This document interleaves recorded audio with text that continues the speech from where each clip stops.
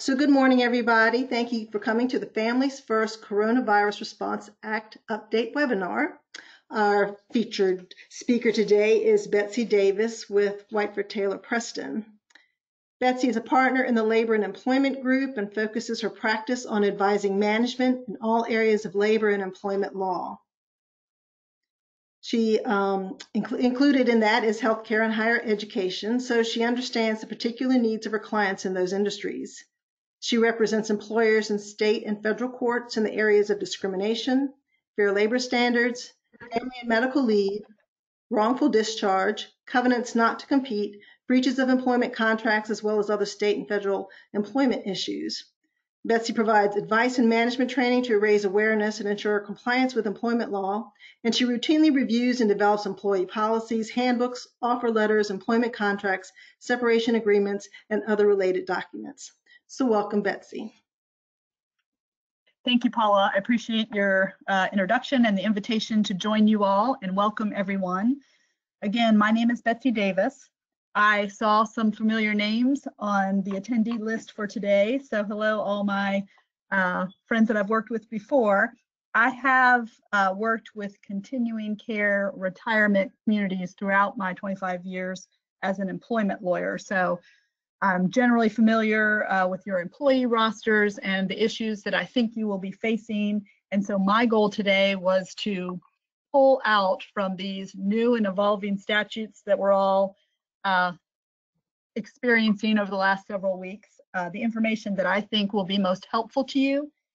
But again, the purpose of this webinar is really to get the information to you that you need and address the questions that you're facing. So I would reiterate Paula's invitation to use the chat feature. Hi, Mark Franco, waving back to you virtually, so that we can make sure that you get the information you need. So feel free to jump in through that chat feature at any time with questions, and again, we'll address them as we go, or we'll save some time at the end as well. So let's jump right in.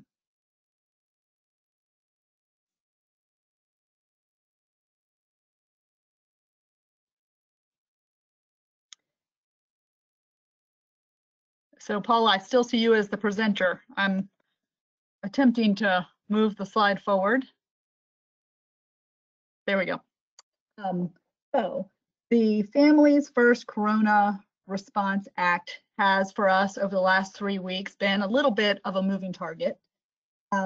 You all probably watched the evolution as I did when the House provided its first draft and then substantially changed the provisions, particularly those that relate to the extension of the Family Medical Leave Act, even before it went to the Senate. And then the Senate quickly approved that, and the president quickly signed it. So we've, as a result of that, seen a rolling series of guidance from the agencies that are administering these statutes.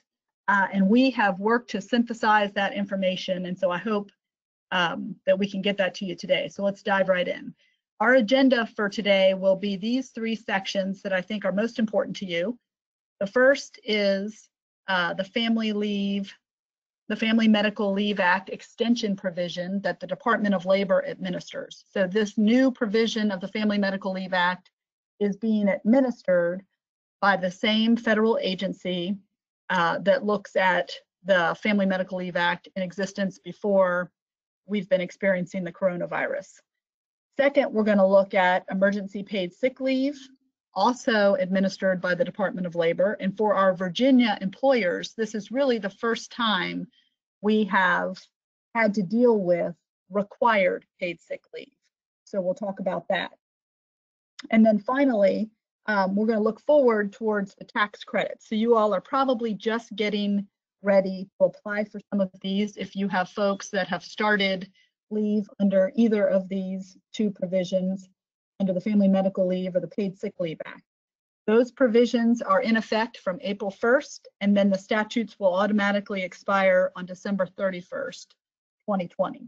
So we want to today get you the information to plan ahead so that those tax credits will come, and if there's an audit, you'll have the information that you need.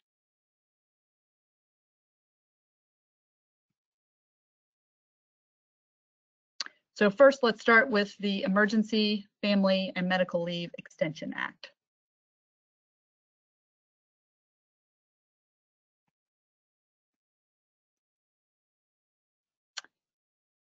And I guess we'll start at the beginning. Everybody wants to know who's covered. Is my employer a covered entity? Most are. Most continuing care retirement communities will be covered. It applies to certain public employers, but it also applies to private employers with fewer than 500 employees.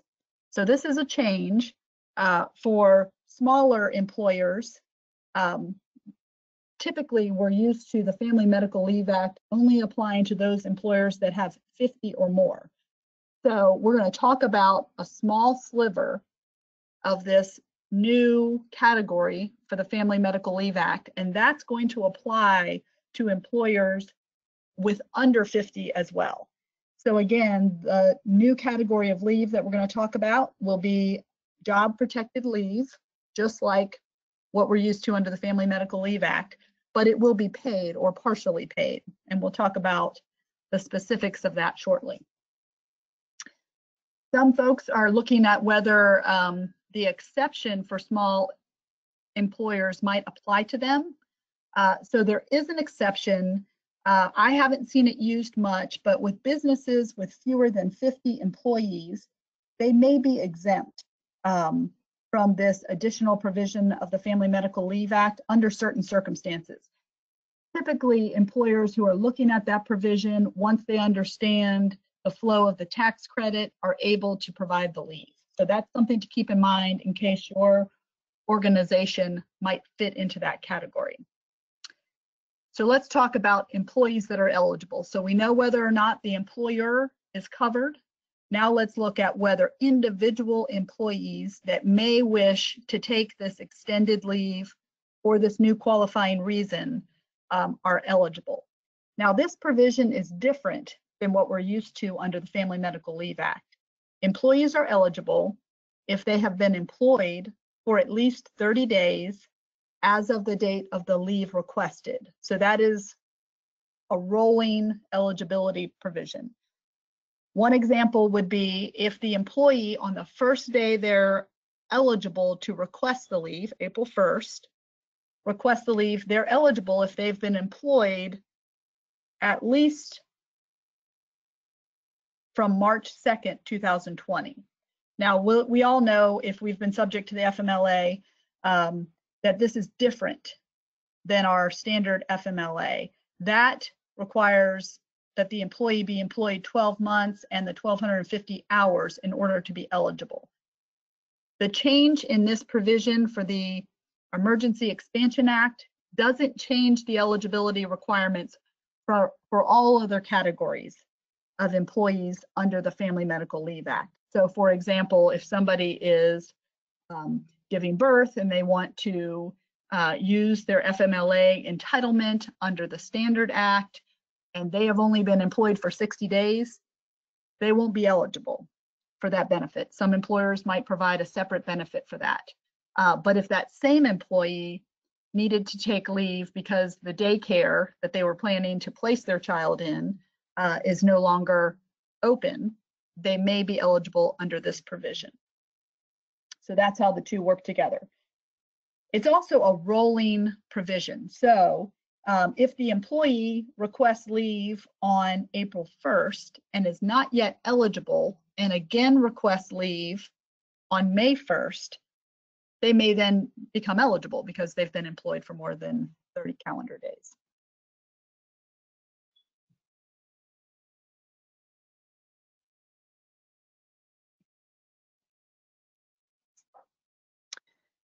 So let's talk about what is the crux of this new FMLA provision. So it's a new category of leave.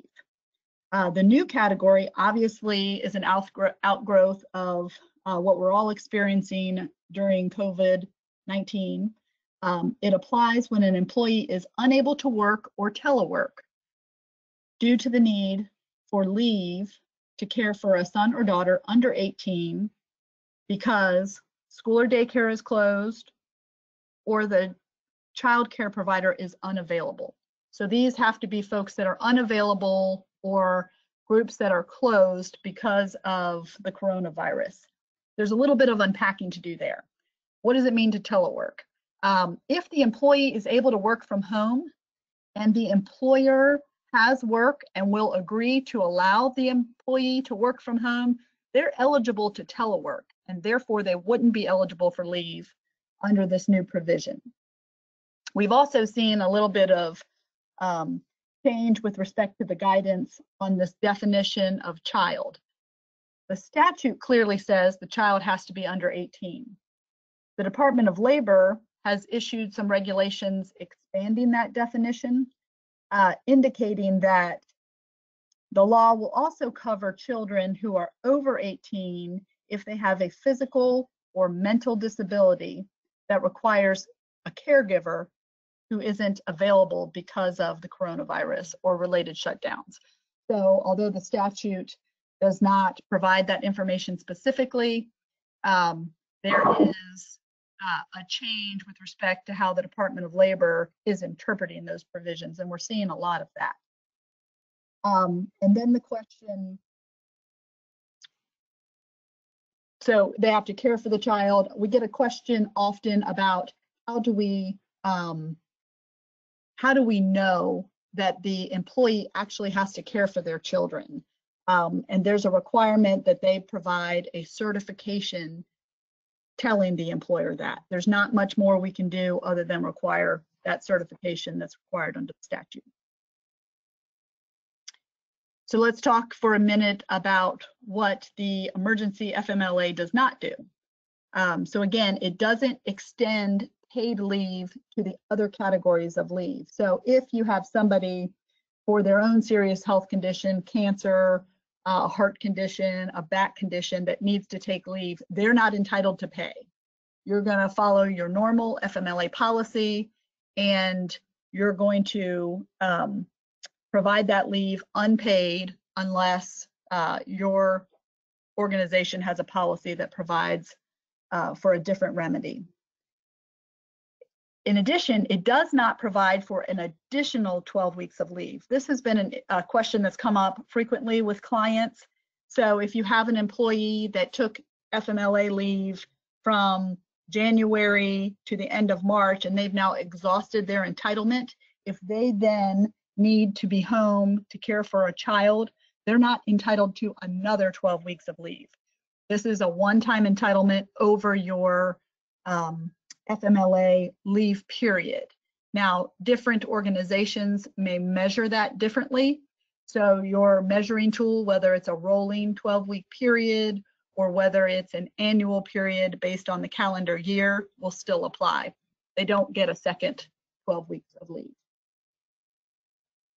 So if the employee has used, for instance, 6 weeks of leave, they took that unpaid before the act became effective, they'll be entitled to just 6 weeks of leave under the pay provided under the statute.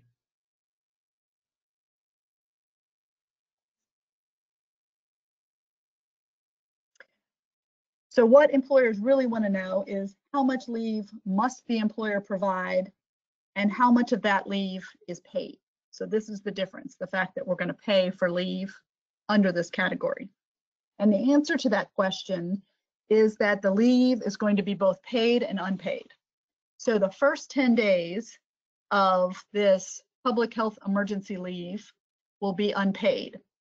Also different than what we see for most employers under the Family Medical Leave Act, for this unpaid period, and we'll get to the coordination with the emergency sick leave in a moment, but if the employee is not taking emergency sick leave, the employee may choose to use any available PTO during that 10-day period.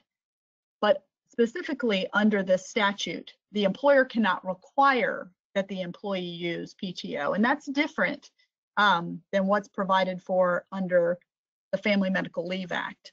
Many of you may have provisions in your policies that provide that employees on FMLA leave must exhaust all or a part of their PTO before they may take unpaid leave. For this one reason, that part of your policy won't apply. So the first 10 days are unpaid. They can choose to use PTO or not. If they choose not to use PTO, they go on unpaid leave. After that 10-day period, employees may take an additional 10 weeks of leave, and they're entitled to be paid 2/3 of their regular rate of pay.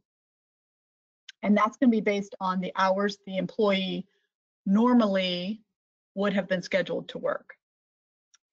So for the paid portion of emergency family medical leave, there is a cap. There's a $200 a day cap. And there's an aggregate cap of $10,000. Obviously, you do the math. 10 weeks, 5 days a week at $200, that totals that $10,000 aggregate cap. So we've received some questions when calculating how folks will be paid under the statute about the regular rate of pay. The regular rate of pay is calculated under this Emergency Family and Medical Leave Expansion Act, just as it is under the Fair Labor Standards Act.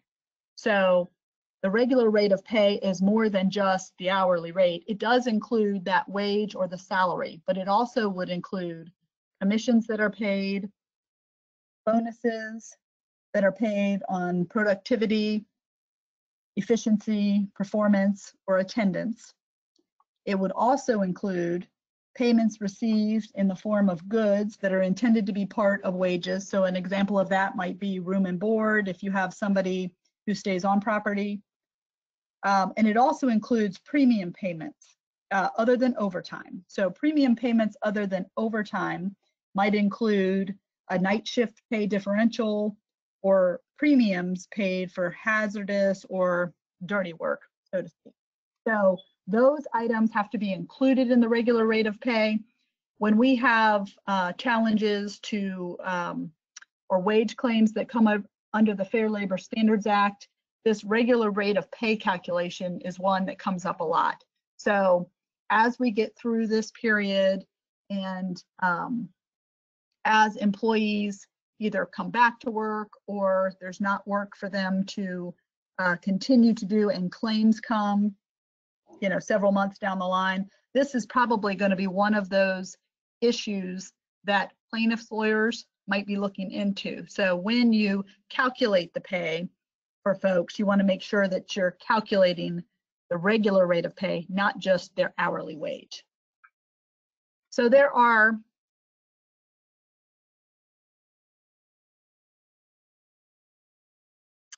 items that the regular rate of pay does not include. And we'll go through those.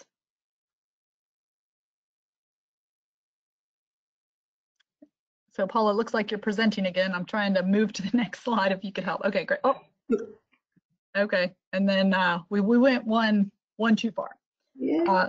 We had a question as well. Okay. Are employees allowed to extend the expanded FMLA beyond 12 weeks if they're already working part-time and taking the family's first leave part-time?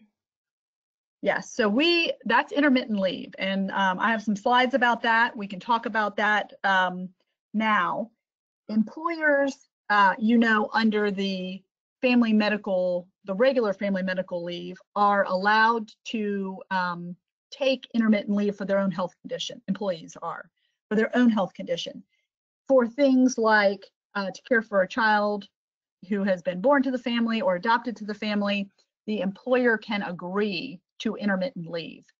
Under this provision of the Family Medical Leave Expansion Act, employees can take that leave intermittently if the employer agrees. So we'll also talk, there's a little bit of a different take with respect to paid sick leave, but with respect to family medical leave for this reason, to care for children, it is an agreement by the employer and the employee. And so if it works for the business, you can agree to that, but the employee is not entitled to that. The circumstance we have seen with our clients is, you know, it's a divorced family and mom has the children on Tuesdays and Wednesdays and dad has the children on Mondays, Thursdays, and Fridays. And so each of them works for other employers and each of them needs to care for the children on the day that they're home without daycare or school. And so employers are able to say, yes, I will allow you to take your 2 or your 3 days of leave under the statute, paid at 2/3 your pay, and then extended, just like the leave bank you would create for intermittent leave under your typical family medical leave provision.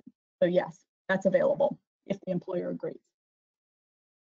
And you know, I think with respect to intermittent leave, we're always struggling to administer intermittent leave, but the difficulty really comes when the employee wants to take leave based on their medical condition and there's no advance notice. So in this situation, if there's a schedule set, employers are more able to agree to those kind of situations depending on the work that the employee does for the employer. So it's definitely an area that can be worked out between the employer and the employee based on the needs of the organization and the needs of the employee. So let's get back to regular rate of pay and what it does not include. So when you're calculating this regular rate of pay so that you can determine how much you're going to pay your employees that are on this leave, things that are not included, premium payments. So for example, overtime work or extra pay for work on Saturdays, Sundays, and holidays does not need to be included in the regular rate of pay. Money paid as a gift, so truly discretionary bonuses or gifts like a holiday bonus, not based on hours or productivity, would not need to be included. Payments for time off, like sick days, vacation, and holidays, are not included in the regular rate of pay calculation. Reimbursement from the employer for expenses, so train ticket for business travel, mileage, that kind of thing. Bonuses that are completely discretionary, as we mentioned, and then amounts that your employer spends on employee benefits, such as healthcare coverage or life insurance. So those kind of things are not included in the regular rate of pay.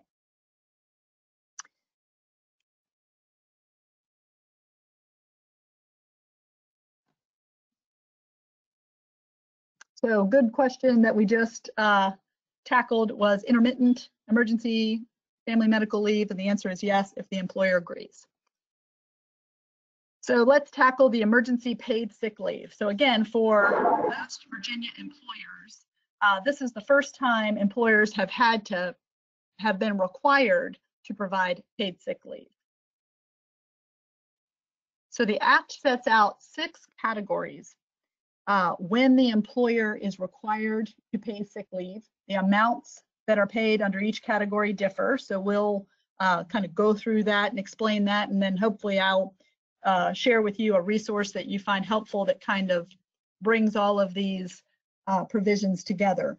But emergency paid sick leave must be provided in the following 6 circumstances. The first is if the employee is subject to a federal, state, or local quarantine or isolation order. The second is if the employee has been advised by a healthcare provider to self-quarantine. The third is if the employee is experiencing coronavirus symptoms and is seeking a medical diagnosis. So those first 3 really focus on the employee and their own condition. In addition to that, paid sick leave must be provided to employees who are caring for an individual who is either subject to that federal, state, or local quarantine, or has been advised by a healthcare provider to self-quarantine. In addition, the same reason we've seen under the family medical leave extension, if the employee is caring for a son or daughter whose school or child care provider is closed due to the coronavirus. And then finally, this very nebulous category that the DOL has not provided guidance on yet, if the employee is experiencing any other substantially similar condition. And then it says that HHS is going to provide us some information on that. So we continue to await information about what that category actually is. So the purpose of this paid sick leave, the underlying purpose for employers is really to give employees the ability to be out of the workplace for this 80-hour period, 2-week period, 10-day period, however we're going to talk about it, so that if they are impacted, if they have been in contact with somebody who's impacted, they are able to stay out of the workforce and be paid all or some portion of their wages or salary to keep the virus from infecting your workplace. So how much leave do we have to provide? The paid sick leave amount is 80 hours for full-time employees, and then the amount is prorated for part-time employees. And so that calculation is done. Part-time employees with a varying weekly schedule are entitled to, one way to calculate it is 14 times the number of hours that the employee was scheduled per calendar day, averaged over the 6-month period. So in essence, you look back for 6 months, and then you get the average of what they worked over a 2-week period. And that's what they're entitled to if they're part-time.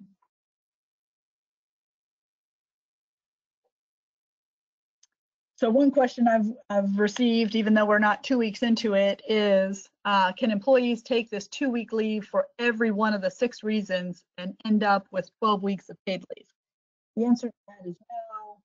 The Department of Labor has also provided guidance on that. Although there are 6 different reasons and some employees may experience more than one of those reasons, they're entitled to one 80-hour period or a 2-week period or a 10-day period, and pro rata for those that are part-time for any of the qualifying reasons. So each reason does not trigger a new period of paid sick leave. And so this is where it gets, just a little bit of organization and math to do. How much do we have to pay? The amount of pay under the emergency paid sick leave is different based on the reason for the leave. So if the reason for the leave is one of those first 3 categories that we talked about that really related to the employee's own condition, whether they are themselves subject to a federal, state, or local quarantine or isolation order, whether they themselves have been told by a healthcare provider to self-quarantine, or whether they themselves are experiencing symptoms and have sought a diagnosis. If those are the reasons, then they're entitled to their full compensation at their regular rate of pay. If they need leave under this statute for the other 3 reasons, if they're caring for somebody who's under this federal, state, or local quarantine or isolation order, if they're caring for somebody who's been told to self-quarantine, or a child whose school has closed, they're going to be paid only 2/3 of their regular rate of pay. And also that 6th unusual reason about, are they experiencing other types of conditions that might be similar? So I've had questions from employers that says, can we pay them more than that? And you can certainly agree, not required to, but you can agree to pay employees their full compensation under these second categories. You will not be entitled to a tax credit for the full amount. So one of the really important reasons for us to understand these rules, how much to pay, and when employees truly qualify under the statute as eligible for these paid leaves is that the credit that comes as a tax credit that allows the government to fund these additional leaves only apply if the employees fit under the eligibility requirements for the statute. So we want to make sure we do it right so that we can get reimbursed. So another important point with respect to that is that there are caps on the amount that employees can be paid under each of these leave reasons. So again, for the first three categories that relate to the employee's own condition, the cap is $511 per day with an aggregate for that employee of $5,110 total. So again, you're going to only be reimbursed under the tax credit for that total per employee. And then for the reasons 4, 5, and 6, where they're caring for somebody who has been directed to isolate, caring for somebody who has a condition, caring for a son or daughter, or they have this undiagnosed reason that might be similar, the cap is lower. The cap is $200 per day with an aggregate of $2,000 per employee.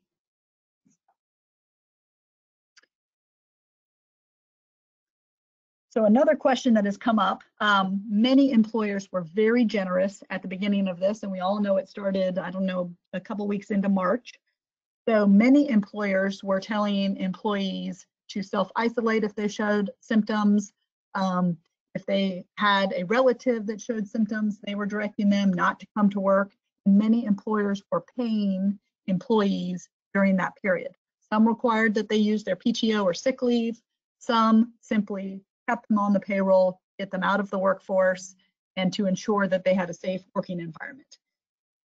If the employer provided leave prior to April 1st, that leave cannot be counted towards the leave required under the statute. So if the employer beginning April 1st must provide under the statute an additional 2 weeks of leave after April 1st. And again, if the employer provided leave before April 1st, that leave will not be eligible for the tax credit we're going to talk about. It has to be after April 1st for that tax credit to be available. Okay, so the good question about intermittent leave also comes up with respect to the Emergency Paid Sick Leave Act. The answer here is a little bit different. And it's different based on whether the employee is working at their typical work site, if you have a CNA who is assisting some of your residents, versus if the employee is teleworking. So first, let's take the situation where the employee works at the typical work site. So if they're in your facility, the question about whether they can take it intermittently is going to depend on the reason that they're requesting leave. And no matter what, again, it requires the employer's agreement. So any attempt to take the emergency paid sick leave intermittently requires the employer to agree to that. So for any reason where they're going to be at the location to take emergency paid sick leave, it must be taken in full day increments if the reason is anything other than to care for children. And the reason for that is pretty self-explanatory. Again, it goes back to the purpose of the statute. We don't want individuals who may be exposed to the virus back into the workforce. So for any of the reasons where the employee has been directed to self-quarantine, where the employee has been advised by a healthcare provider to self-quarantine, where the employee is experiencing symptoms, certainly they can't take that intermittently. If they are teleworking and they need leave, so they're able to work some but not a full day, they may take that intermittently with your agreement. But if they're at your location, they have to take the leave in full day increments. Now, certainly, reason number 5, where they are caring for children. So there's the only impact of COVID-19 is the fact that the schools are closed, the daycares are closed, care providers may not be available. They could take that intermittently with your agreement.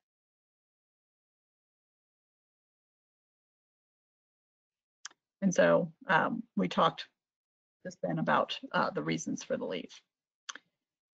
So now let's talk about a few items that come up get to paid sick leave or Emergency Family Medical Leave Act, we talked about this idea that if your organization wants to pay more than the cap, can we? The answer is certainly yes, but you're only going to get the credit for the amount of the cap.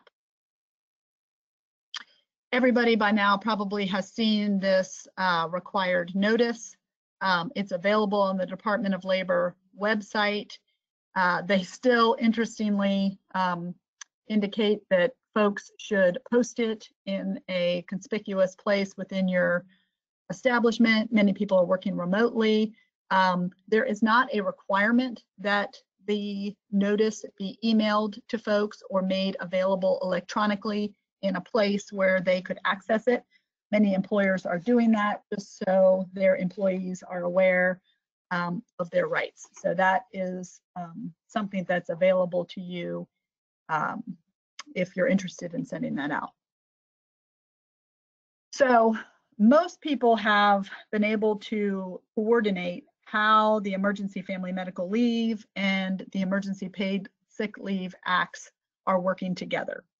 So Emergency Family Medical Leave is for one category only, and that is to care for a child whose school or daycare has closed or care provider is unavailable. That overlaps perfectly with Category 5 of the Emergency Paid Sick Leave Act. So those two acts coordinate to provide for, in effect, 12 weeks of paid leave at 2/3 pay. The employee can request emergency paid sick leave for the 2 weeks that are unpaid under the Emergency Family Medical Leave provision, and then can take the additional 10 weeks of expanded family medical leave, creating that 12-week period.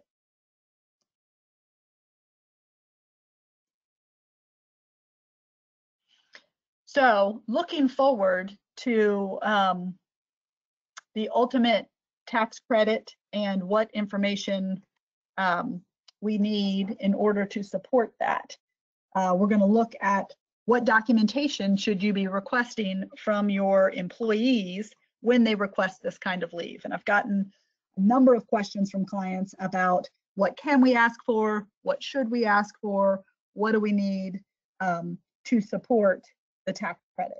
Some of the questions come from the perspective of, we're really not sure this employee needs the leave. We think they're taking advantage of the system.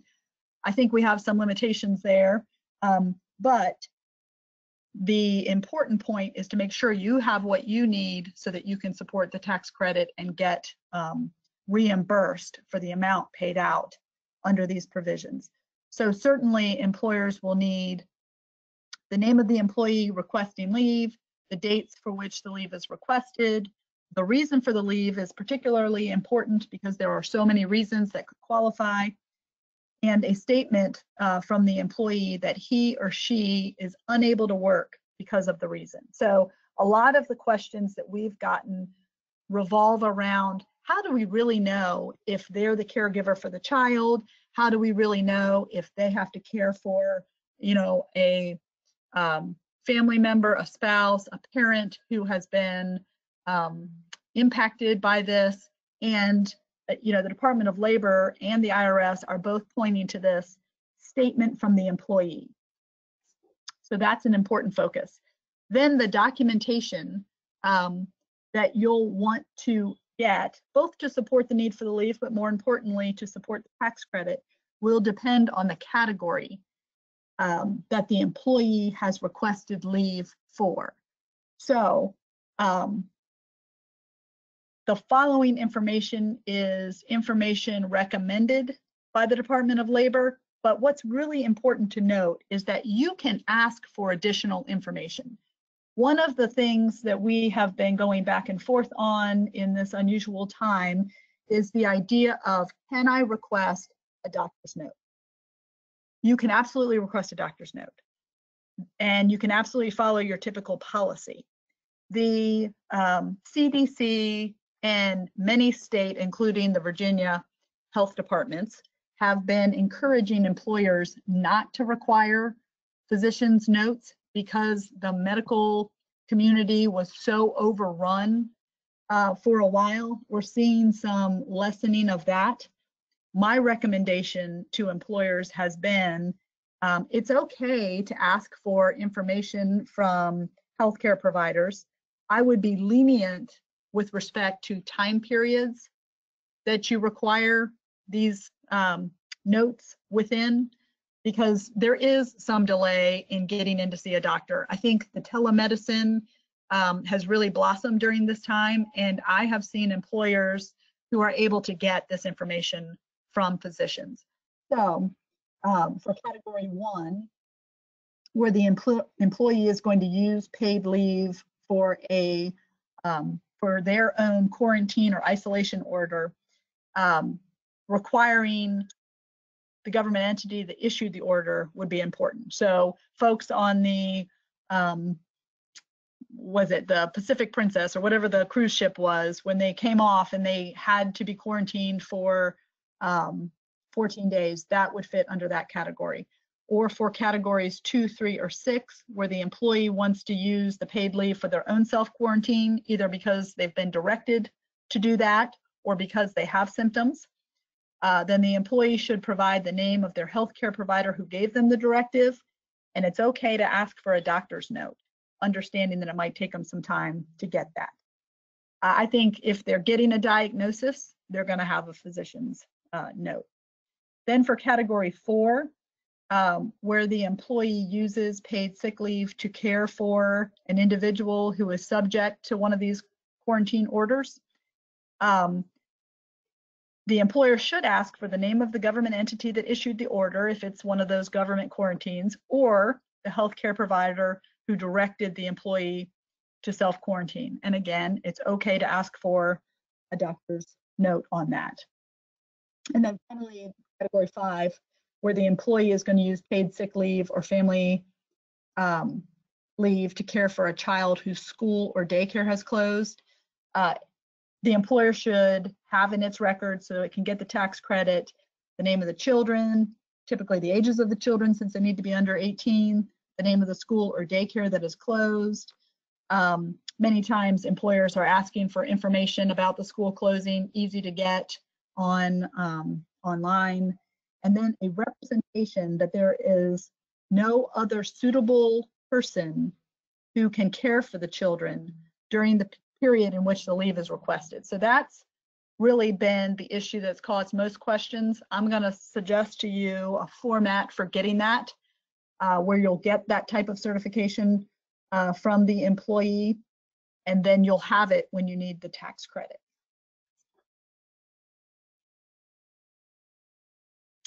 So this is hard to see here, and I can send you a larger version of this so that you can really focus on what it is. But this is a suggested format for gathering all of that information that you need so that you can communicate with employees and just gather the information regardless of the reason. And so it gathers the information about the employee, and then the reason for the leave is separated into, category A, dealing with emergency paid sick leave, and category B, dealing with the Emergency Family Medical Leave Expansion Act, and then each of the categories that we just discussed under the paid sick leave provision. And it actually requests the documentation that we talked about. So it's a good way to gather all that information without having to have 17 conversations with each employee.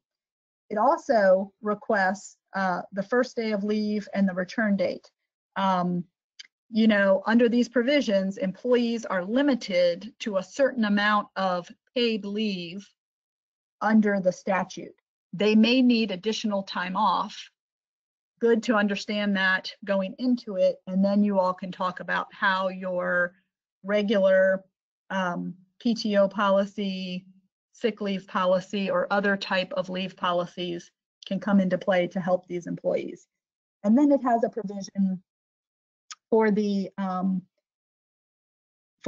emergency family medical leave and emergency paid sick leave. It has a provision that requires that certification that we talked about, that they are the only care provider for the children, and then it requires them to sign it. So this one form could, for you all, gather all the information that you need, you keep it in your file, you take the tax credit we're going to talk about, and if you were ever audited, you'd have all the information in one place.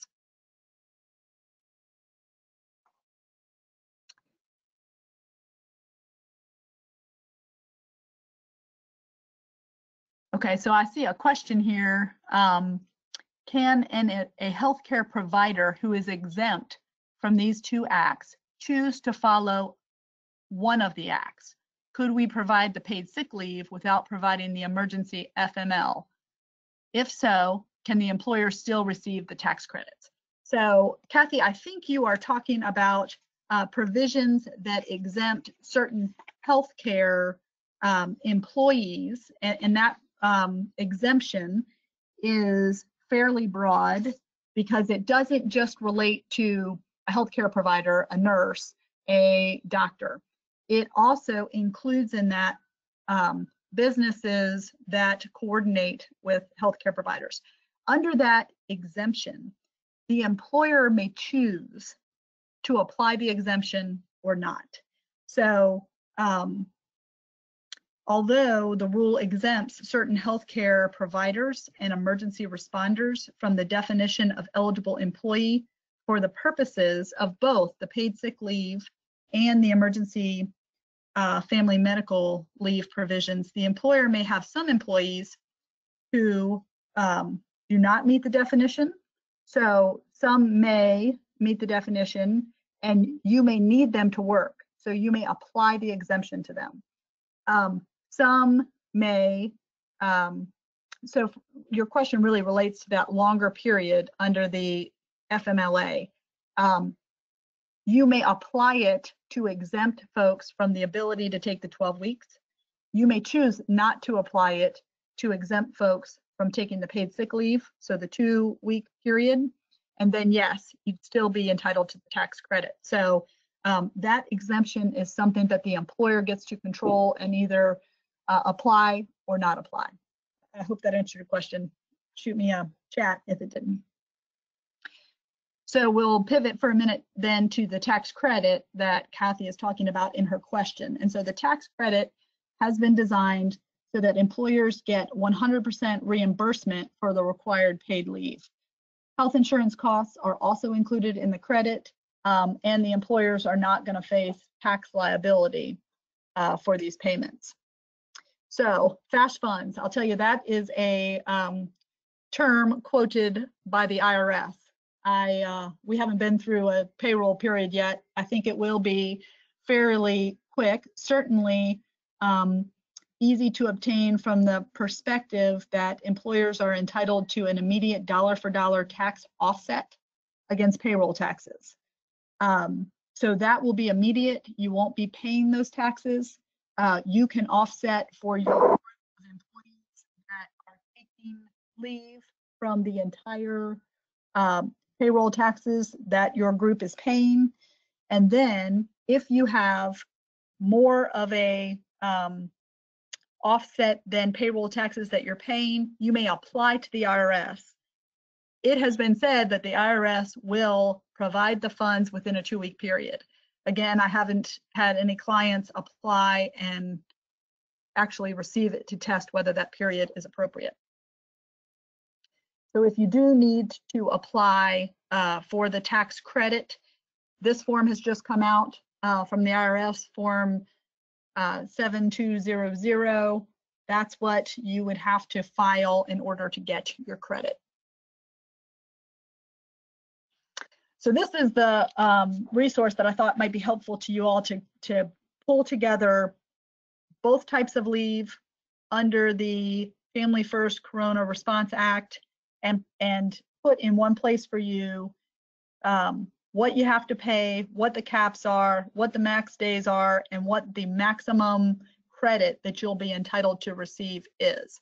So this is something as you go through, and maybe something to share with your payroll folks if your duties don't straddle both human resources and payroll, to ensure that you understand that you're granting leave that will be subject to the tax credit.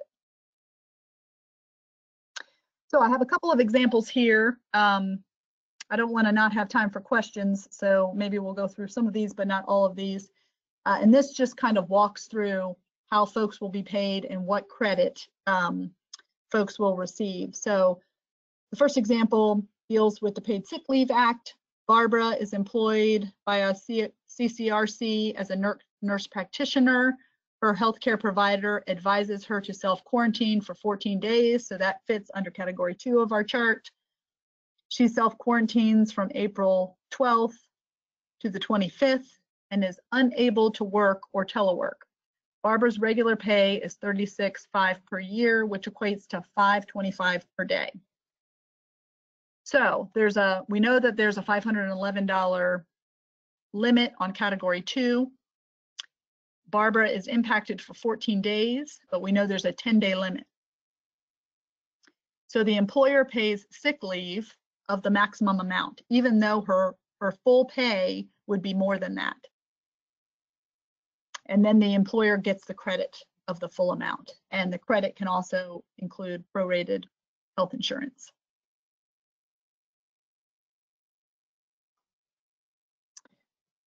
So another example, under the Paid Sick Leave Act, Mark is a CNA. His son's daycare is closed for 10 days. Mark is unable to work or telework during these days. If Mark were able to telework, he wouldn't be entitled to benefits under the statute.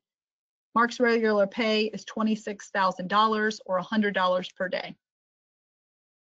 So Mark is only entitled to 2/3 his pay for this reason. That's our category 5. So he gets $66.67 per day. He gets it for his full 10 days that he's impacted. There's a 60-day limit, but he hasn't hit that yet. So he gets paid sick leave in the amount of $666.70. And there's an equal credit for that, plus the prorated health insurance. And then finally, one that straddles both the paid sick leave and the family medical leave. Dawn is an activities director for a CCRC. Her 3-year-old daughter's school is closed for 70 days. So that's category 5, where we're looking at both types of leave. Dawn stays home with her daughter, and she is unable to work or telework because she is caring for her daughter. Dawn's regular pay is $62,400 per year, or $240 per day. So we look at 2/3 of Dawn's pay is $160 a day. She's affected for 70 days, but we know there's a 60-day limit. So the employer is going to pay Dawn $9,600 over the period of the leave that she needs, and they're going to get a credit for that same amount. Now, if the employer chose to pay her even 2/3 her pay for the full period, they would only get the credit for $9,600. So in our last few minutes, just a couple of points about furlough and layoff. So the difference between the two is a furlough is more often a temporary suspension of employment for specific periods. So it might be a 2-week period where somebody's just not going to come to work. Sometimes the furlough is organized as 1 week on, 1 week off. Sometimes the furlough is working 3 days a week, and then a layoff is more of a reduction in force. The real key to take away from this is that if the work site closes for any reason, either before the statute becomes effective or while the statute is in effect, the key is that the work is not there because the business is closing. So no employee is needing leave from work for any of these qualifying reasons. So paid sick leave and FMLA extension do not apply if you have to shut down a work site. So that gets us through a couple of these examples. I did just want to briefly touch on unemployment benefits. So if folks are furloughed, if they need to be away from the office, the unemployment benefits have been loosened and expanded. And so in Virginia particularly, that 1-week waiting period has been eliminated. The reasons have been expanded. And important for employers is the employers are not going to be assessed any amount of unemployment against their experience ratio. So your ratio is not going to go up as a result of anybody seeking unemployment as a result of the coronavirus. That is a good point for employers, particularly those that are worried about high turnover rates. And then your employees probably know about this and probably are asking you questions about it. The federal supplement for unemployment insurance is a flat $600 per week. Employees that are taking partial unemployment because their hours have been cut, if they're eligible for $1 of state unemployment benefit, they will be eligible for the full $600 flat rate federal supplement. And again, this amount paid is not going to be assessed against the employer's experience ratio. So I'm sorry that took longer than we expected. Happy to answer any questions that anybody has. Betsy, there is a question. If an employer is a healthcare, such as assisted living communities, but they have more than 500 employees over 5 communities, would they qualify under Families First? So there are those same aggregation rules that would connect certain employers, and if they're over 500, then they're not obligated to provide these benefits. And if they're not obligated to provide these benefits, they're not going to be entitled to the credit. So you'd want to look at those aggregation rules and whether your organization's, the way it's set up would qualify as one entity under those rules. So it's likely that they would not be covered employers, and if they're not covered employers, not entitled to the tax credit. But that's going to depend on how the organization is set up. Are there any other questions?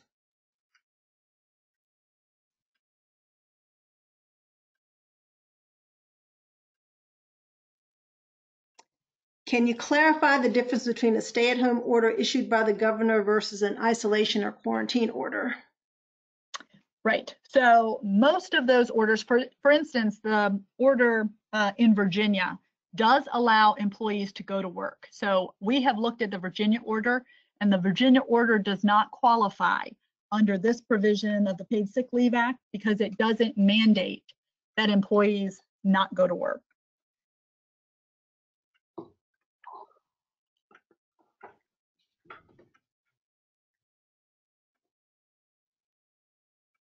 Any other questions before we leave off?